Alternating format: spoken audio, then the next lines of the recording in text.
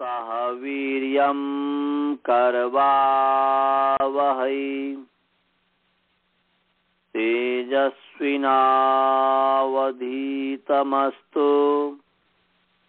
मा विद्विषावहै। ओम शांति शांति शांति। नमस्ते ऑल ऑफ यू, सभी को सादर नमस्ते। आइए ईश्वर की कृपा से, ईश्वर के आशीर्वाद से हम वर्णचरण शिक्षा प्रारंभ कर रहे हैं। पिछले पाठ में किसी को यदि कोई शंका हो तो आप पूछ सकते हैं, यू कैन आस्क। किसी को कोई शंका है? जी नहीं आचार्य। नहीं आचार्य जी, किसी को नहीं है। चलिए, तो पिछले बार ये बताया गया था कि वर्ण की उत्पत्ति कैसे होती है, वर्ण प्रकट कैसे होता है, शब्द की उत्पत्ति कैसे होती है, शब्द प्रकट कैसे होता है। अब आगे जो बताया जाएगा कि वह शब्द जो प्रकट होता है उसका स्वरूप क्या है। जो प्रकट, उत्पत्ति का मतलब प्रकट, क्योंकि शब्द नित्य है। तो उस शब्द का स्वरूप कैसा है और उस शब्द को जब हम जानते हैं तो वह शब्द हमको क्या करता है। उस शब्द का को जानने से बेनिफिट क्या है। कुछ बेनिफिट तो पहले बता दिया था कि सर्ववेद पुण्य फला वाप्तिश्च ज्ञाने भवति। इस शब्द के ज्ञान में, अक्षरों के जो समूह है इसके ज्ञान करने में सारे वेद के पुण्य की फल की प्राप्ति होती है, ये बता दिया गया था। अब जो है वेद में क्या है, वेद के पुण्य के फल की प्राप्ति होती है। तो वेद से क्या हमें मिलता है, वेद में वास्तव में जो कुछ भी है, वेद में तो विभिन्न विषय है, परंतु उन सबका उद्देश्य क्या है उस सब संबंध में इसमें बताया जाएगा। तमक्षरम ब्रह्म परम पवित्रम गुहाशयम सम्यगुषन्ति विप्राः स श्रेयसा चाभ्युदयेन चैव सम्यक् प्रयुक्तः पुरुषं युनक्ति। महर्षि दयानंद जी ने प्रश्न किया, ये जो प्रश्न को अवतरित किया, प्रश्न को उतारा है, प्रश्न का अवतार किया है कि शब्द का स्वरूप कैसा है और किस फल को प्राप्त करता है, करता और किन पुष्पों से सेवित है। भाव वही है जो मैंने बताया। तो यहाँ पर उत्तर में है कि सबसे पहले शब्द का स्वरूप कैसा है। तो वैसे शब्दों का स्वरूप बता दिया था पीछे भी, अक्षरम नक्षरम, अक्षर की परिभाषा करते हुए फिर उनकी पुनरावृत्ति कर रहे हैं और आगे और उसका विस्तार कर रहे हैं। तो बताया कि अक्षर का स्वरूप कैसा है। तो सबसे पहला स्वरूप है अक्षरम। अक्षर का स्वरूप है अक्षरम, माने शब्द का स्वरूप है अक्षरम। अक्षरम का अर्थ है न क्षरम इति अक्षरम, न प्लस क्षर, और एक सूत्र है अष्टाध्यायी का, न लोपो नयः। न लोपो नयः छठा अध्याय का सूत्र है, आप खोज लीजिएगा, देख लीजिएगा। ये कहता है कि न लोपो नयः, नयः षष्ठी विभक्ति एक वचन है। नयः मन नई का जो नकार है उस नकार का लोप होता है। नई के नकार के स्थान में लोप आदेश होता है। नयः षष्ठी विभक्ति, न भी षष्ठी विभक्ति, तो न लोपो नयः, नई के न का लोप होता है। तो यहाँ पर नई के न का लोप हो गया, तो न प्लस अक्षरम है तो न चला गया, बच गया अ, न में जो अ है तो बन गया अक्षरम। तो अक्षरम का अर्थ है कि जो कभी नष्ट नहीं होता है उसका नाम अक्षर है। तो शब्द का एक स्वरूप हुआ, अविनाशी का नाम अक्षर है।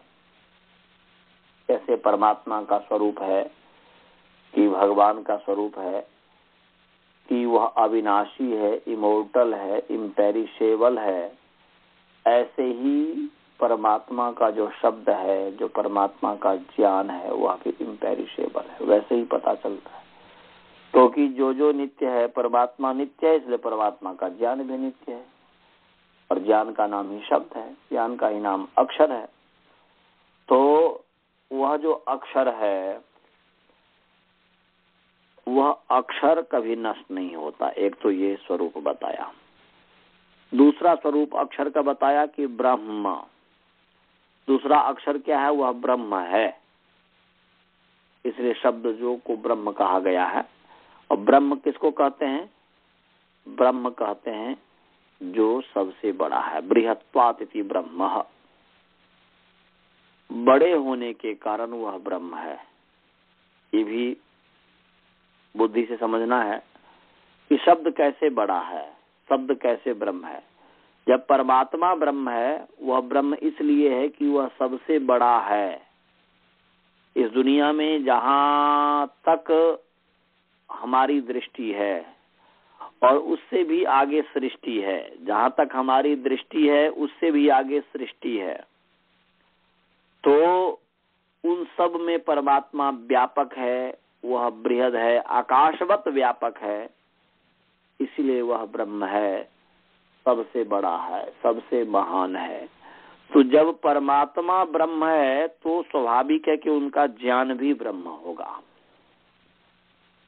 जैसे परमात्मा व्यापक है तो स्वाभाविक है कि उसका ज्ञान भी व्यापक होगा। तो इसलिए कह रहे हैं कि शब्द का स्वरूप क्या है, तो पहला स्वरूप है अक्षरम, दूसरा स्वरूप है ब्रह्म, कि वह सबसे बड़ा है परमात्मा की तरह।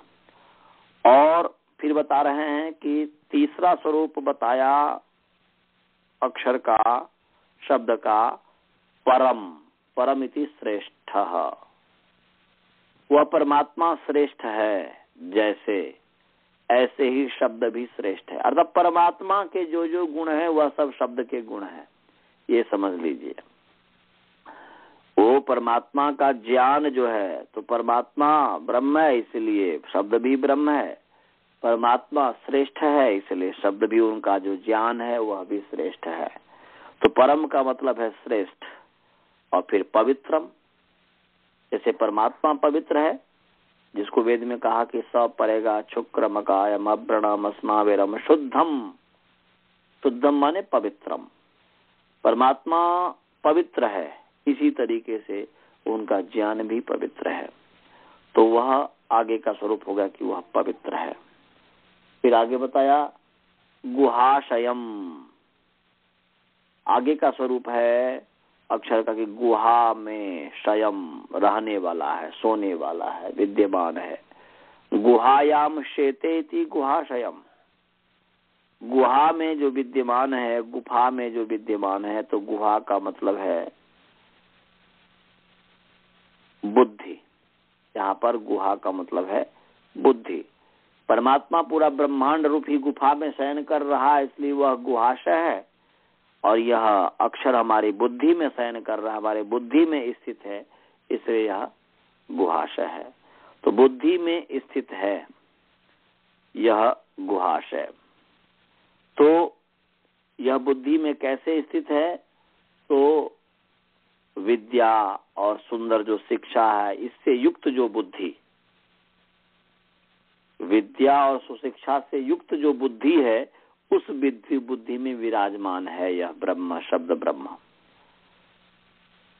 तो यहाँ पर इस शब्द का स्वरूप बताया, अक्षरम, ब्रह्म, परम, पवित्रम, गुहाशयम, ये सभी शब्द का विशेषण है, अक्षर का विशेषण है।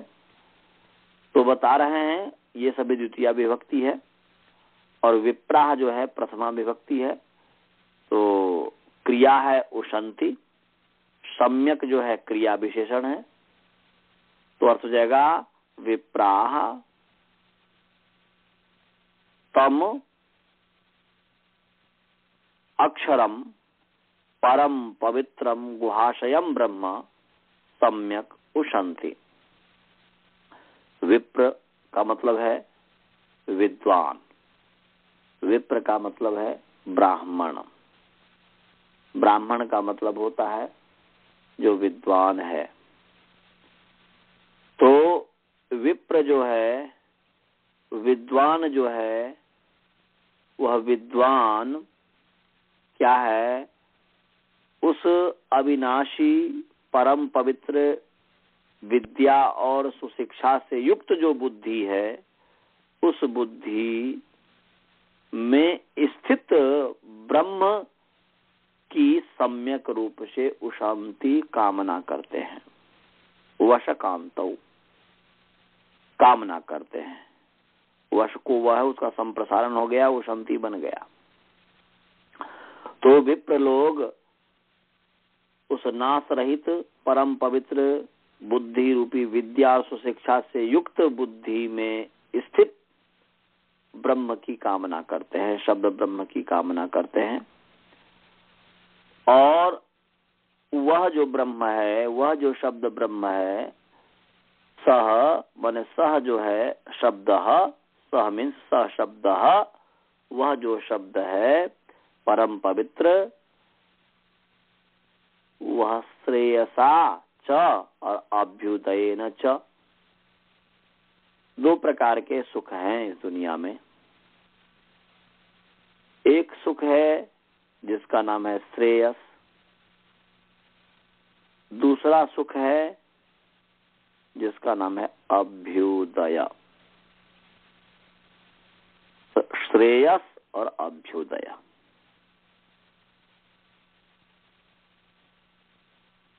अभ्युदय जो सुख है उसका मतलब है कि संसार में जितने भी साधन हैं, जितने भी सर्वोत्तम साधन हैं, इन सर्वोत्तम साधन से हमें जो सुख मिलता है उसको कहते हैं अभ्युदय सुख। और जो श्रेयस जो सुख है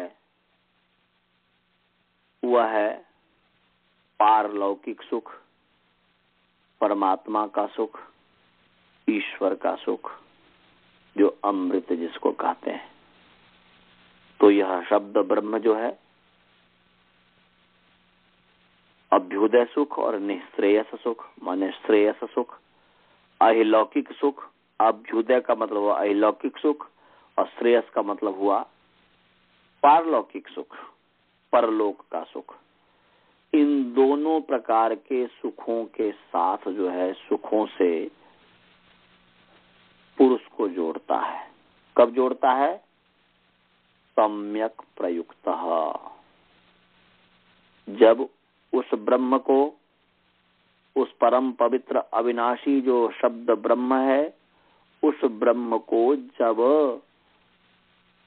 अच्छी प्रकार से प्रयोग किया जाता है, सम्यक प्रयुक्त, वह शब्द जो है दोनों प्रकार के सुखों से व्यक्ति को जोड़ता है, परंतु तभी जोड़ेगा जब उस शब्द को हम अच्छी तरीके से प्रयोग करेंगे। लोक व्यवहार में भी, लोक व्यवहार में जब हम उस शब्द ब्रह्म का ठीक तरीके से प्रयोग करेंगे तो हमें अभ्युदय सुख से जोड़ेगा, और उसी शब्द ब्रह्म को हम ठीक तरीके से प्रयोग जब आध्यात्मिक पक्ष में करेंगे, अपने लिए करेंगे, अपने आत्मिक उन्नति के लिए करेंगे, तो वह जो है श्रेयस निःश्रेयस सुख को देता है। इसलिए कह रहे हैं कि सम्यक तरीके से प्रयोग किया हुआ वह शब्द जो है श्रेयस सुख से अर्थात पारलौकिक सुख से और अभ्युदय अर्थात अलौकिक सुख से पुरुष को जोड़ देता है। ये इसमें कह रहे हैं। इसका हिंदी आप पढ़ने का कोशिश कीजिएगा। महाराज इसकी हिंदी बहुत अच्छी की है, तो कोई योगी थे, मैं तो योगी नहीं, इसलिए मैं तो जो अपने बुद्धि में है, जो हमारी विद्वत्ता है, जो भी हमने पढ़ा लिखा है, उसके आधार पर हमने कहा। परंतु महाराज जी इसमें जो है अपनी जो उनकी भावना अर्थात परमात्मा के साथ जो उनका संबंध और उस संबंध के आधार पर जो इन्होंने अर्थ किया वह बहुत ही अच्छी तरीके से, जो आपने अभ्युदय का अर्थ देख सकते हैं कि अभ्युदय का अर्थ वह कमाल का करते हैं कि अभ्युदय माने शरीर, आत्मा और मन, तीनों ले लिया इन्होंने। शरीर, आत्मा और मन। और चौ शब्द से जो लिया, चौ शब्द से जो लिया वो लिया और स्व संबंधियों के लिए। माने अभ्युदय का मतलब हुआ कि शरीर के लिए, आत्मा के लिए, मन के लिए और अपने जो संबंधी है उन सब के लिए इस संसार के सब सुख का श्रेयसा का अर्थ किए विद्या आदि शुभ गुणों के योग और मुक्ति सुख। श्रेयस का मतलब दो अर्थ मर्जान जी कर रहे हैं। वो एक तो कर रहे हैं कि विद्या आदि शुभ गुणों के साथ संबंध, उसके साथ योग और मुक्ति सुख से मनुष्य को युक्त कर देता है। इस पर विचार कीजिएगा। ये एक योगी का शब्द है। जितना इस पर विचार करेंगे उतना अधिक आपको लाभ होगा। हम विचार किए हैं तो हमें लाभ होता है, आप विचार करेंगे तो आपको लाभ होगा। अब आगे चलिए। आचार्य जी, ये युनक्ति कौन सा धातु है? युज धातु, युंगते जैसे था ना। हाँ वही है। अच्छा हाँ, युज धातु अनेक है। युजिर योग्य है, युज समाधु है, तो उसके आधार पर आप युनक्ति जो है, युनक्ति, युंगते, युंगते आत्मने पद है, युनक्ति परस्मय पद है। और कोई प्रश्न है? वासुदेवन है इधर। हाँ बोलिए। पुरुष शब्द इसके बारे में कुछ बताएंगे? हाँ, पुरुष का मतलब होता है कि पुरुषेते इति पुरुषः, पुरी में जो रहने वाला है। इस शरीर में हम आत्मा, जो पुरुष शब्द यहाँ पर आत्मा के लिए आया है, क्योंकि हम इस शरीर में रहते हैं। जैसे ब्रह्मांड में, पूरे ब्रह्मांड में परमात्मा विद्यमान है, इसलिए उसका नाम भी पुरुष है। सहस्र शीर्षा पुरुषः सहस्राक्ष सहस्रपाद। तो परमात्मा का नाम भी पुरुष है और हम इस शरीर में निवास करते हैं, इसलिए हमारा नाम भी पुरुष है। स्त्री पुरुष दोनों के लिए यहाँ पर पुरुष का प्रयोग किया गया है। केवल मैन के लिए नहीं है, ओमेन के लिए भी यहाँ पर पुरुष शब्द है, क्योंकि आत्मा को बता रहा है। अर्थात वह पुरुष को, आत्मा को, जो आत्मा इस परम पवित्र शब्द ब्रह्म की उपासना करता है, कामना करता है अच्छी तरीके से।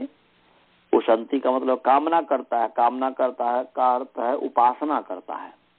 तो जो कामना करता है, उपासना करता है, ऐसे जो पुरुष या स्त्री जो भी आत्म तत्व है, उसको यह अच्छी तरीके से प्रयोग किया हुआ शब्द दोनों प्रकार के सुखों से जोड़ देता है, अभ्युदय और निःश्रेयस सुखों से। और कोई प्रश्न? वासुदेवन जी ठीक हो? हाँ चलिए आगे चले। अच्छा जी। अब आगे है शब्द का लक्षण, कि शब्द का स्वरूप बता दिया कि भाई ये है। अब शब्द का पहचान बता रहे हैं, शब्द की परिभाषा बता रहे हैं, शब्द का चिन्ह बता रहे हैं, शब्द कहते किसे हैं। अब लक्षण शब्द यहाँ पर आया तो मैं जो है लक्षण के संबंध में हम आपको बता दें, ये है हालांकि मीमांसा दर्शन का प्रकरण है, परंतु यहाँ पर वह है कि सब शास्त्रों का एक दूसरे के साथ संबंध होता है, इसीलिए हम यहाँ पर आपको बता रहे हैं कि मीमांसा दर्शन जो है वाक्यार्थ बोध कराता है।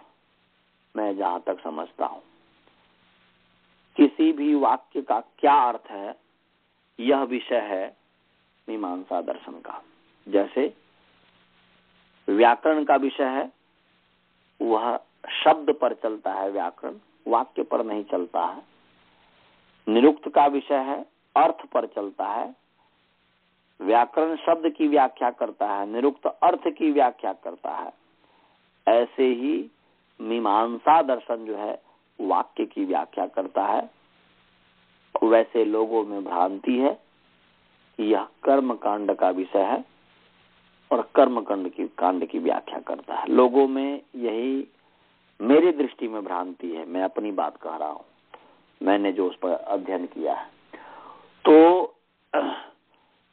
वो तो जैसे अभी मैं आपको पढ़ाता हूं,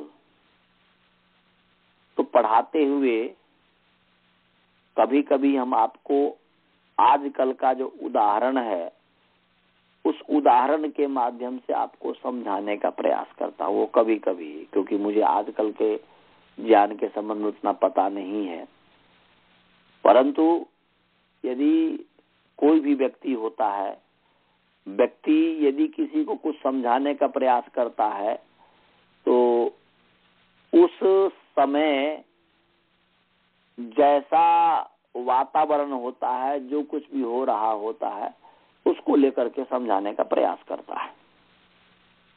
यदि कोई वाक्य, यदि मैं या कोई भी चीज, यदि कल्पना कीजिए यहाँ पर रहते हुए राष्ट्रपति ओबामा को लेकर के मैं समझाने का प्रयास करूं, तो आज से कल्पना कीजिए 1000 साल बाद या 500 साल बाद में आगे आने वाले समय में यदि उसमें ओबामा का जिक्र यदि हो, ज्यादा से ज्यादा वह राजनीति वाली बात जिक्र हो, तो इसका मतलब यह नहीं हुआ कि वह राजनीति की पुस्तक हो गई।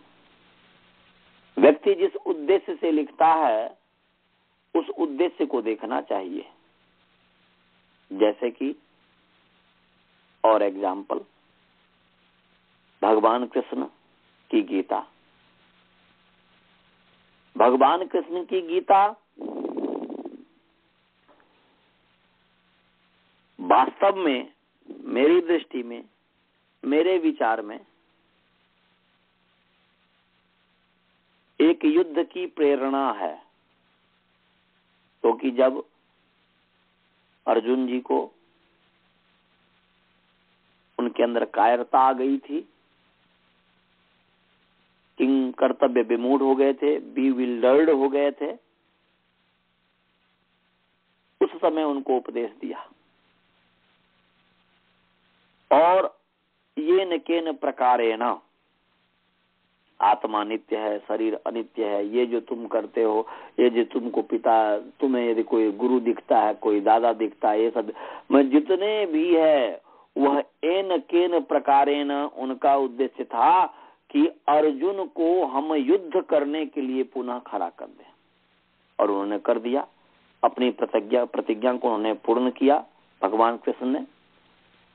तो जैसे वह युद्ध की प्रेरणा देता है, वह कोई वास्तव में उपनिषद की तरह या अन्य जो ग्रंथ है, कोई जिस उद्देश्य से लिखा जाता है उस में नहीं गिना जाता है।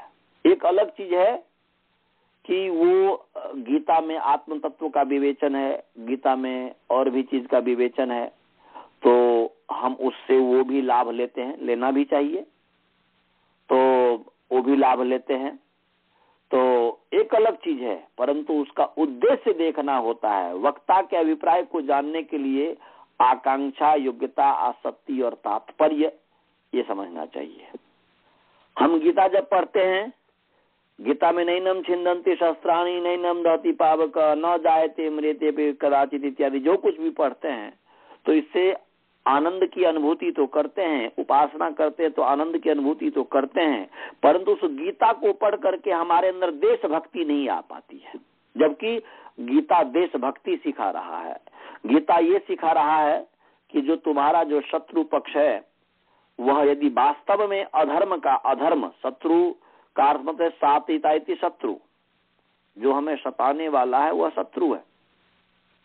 तो वेद में कहा है, क्योंकि वेद भगवान कृष्ण वेद के फॉलोवर थे, वेद के प्रकांड महान विद्वान थे।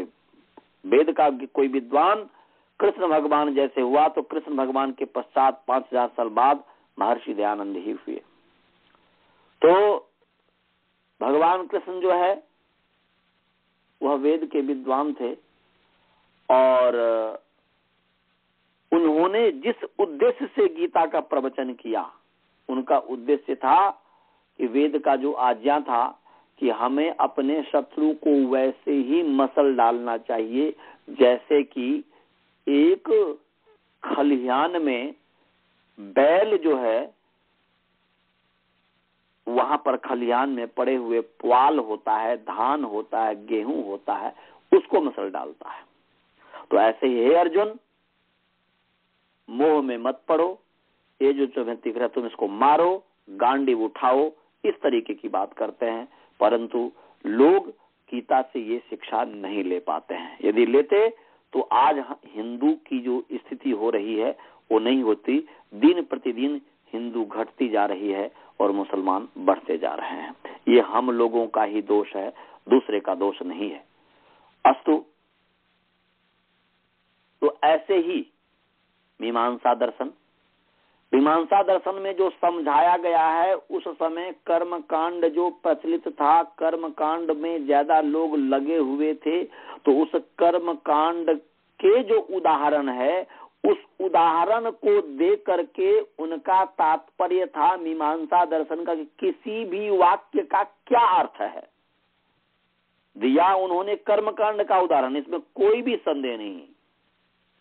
जैसे भगवान कृष्ण ने दिया आध्यात्म में अनेक तरीके का उदाहरण दे करके उनको समझाया, परंतु वह उसका उद्देश्य युद्ध करवाना था। ऐसे ही यहाँ पर मीमांसा दर्शनकार महर्षि जो जैमिनी है, उन्होंने अपने समय में जो प्रचलन था कर्म कांड का, यज्ञ इत्यादि का, उन सब का उदाहरण दे करके उनका उद्देश्य था कि किसी भी वाक्य का क्या अर्थ हो सकता है। इस भावना से यदि आप मीमांसा दर्शन को पढ़ेंगे, जो मैंने आपको एक सूत्र दिया, तो आपको इससे बहुत अधिक लाभ होगा कि हम वाक्य बोलते हैं, उसका वाक्य का अर्थ कहां से, स्वर्ग कामो यजेत, क्या कमाल का उन्होंने इस पर शास्त्रार्थ किया। तो इस प्रकार की बात। तो ऐसे ही उसी मीमांसा दर्शन में बताया है कि लक्षण जो है 3 प्रकार का होता है। एक लक्षण होता है जो स्वरूप लक्षण होता है, दूसरा जो लक्षण है जो व्युत्पत्ति लक्षण होता है, और तीसरा जो लक्षण होता है वह तटस्थ लक्षण होता है। तो अभी जो शब्द का लक्षण बताया जा रहा है वह स्वरूप लक्षण बताया जा रहा है। पीछे जो अक्षरम के माध्यम से स्वरूप का जो लक्षण बताया गया कि न क्षरति अक्षरम या अस्नोति व्यापनोति अक्षरम, वह उसका जो है व्युत्पत्ति लक्षण है, या शब्दयति प्रकाशयति इति शब्द, जो प्रकाशित करने वाला, प्रकट करने वाला है भावों को, वह भावान, सकल भावान शब्दयति प्रकाशयति, यह सा शब्द, ये व्युत्पत्ति लक्षण है। और तटस्थ जो लक्षण होता है वह तटस्थ लक्षण होता है कि स्वरूप लक्षण में से ही एक ऐसे शब्दों को ग्रहण करता है जिससे कि जो वह कहना चाहता है वह पूरी चीज उसमें आ जाता है। जैसे कि आप महाभाष्य जब पढ़ेंगे तो महाभाष्य में आया है कि व्याकरण किसे कहते हैं, तो व्याकरण का व्युत्पत्ति लक्षण तो कहते कि व्याक्रियन्ते व्युत्पाद्यन्ते लौकिका वैदिका शब्दा अनेनेति व्याकरणम, ये तो व्युत्पत्ति लक्षण हो गया। और स्वरूप लक्षण उन्होंने कहा कि लक्षण और जो लक्ष्य है इसी का नाम व्याकरण है, अर्थात सूत्र और उदाहरण। व्याकरण में एक सूत्र होता है, फॉर्मूला होता है, और फिर शब्द होता है, उसकी व्याख्या करता है, उसकी सिद्धि करता है सूत्र। और तो कह दिया कि लक्षण और जो लक्ष्य है वह जो है व्याकरण है, ऐसा कह दिया। फिर आगे कहते हैं माने सूत्र और जो लक्षण माने सूत्र, तो सूत्र और जो उदाहरण है तो वही व्याकरण है। और ऐसा भी कह दिया कि सूत्र में वह व्याकरणम, सूत्र ही व्याकरण है। तो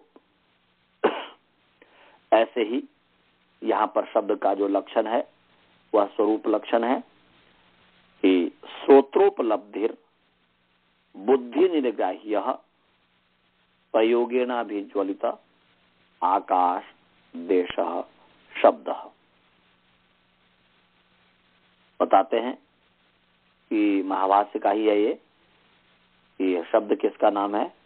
तो पहला बताया श्रोत्रोपलब्धि, ये बताया कि श्रोत्रोपलब्धि श्रोत्राभ्याम उपलब्धि यस्य स श्रोत्रोपलब्धि, कानों से उपलब्धि प्राप्ति जिसकी होती है उसको श्रोत्रोपलब्धि, अर्थात शब्द उसका नाम है जिसको हम कान से प्राप्त करते हैं। आगे बता रहे हैं बुद्धि निर्ग्राह्य, बुद्धिया निर्ग्राह्य इति बुद्धि निर्ग्राह्य, तृतीय तत्पुरुष समास। दूसरा शब्द का लक्षण बताया कि बुद्धि के द्वारा जो ग्राह्य है, निर्मय निरंतर, बुद्धि के द्वारा जो निरंतर ग्राह्य है, ग्रहण करने योग्य है, बुद्धि जिसको ग्रहण करता है उसका नाम शब्द है।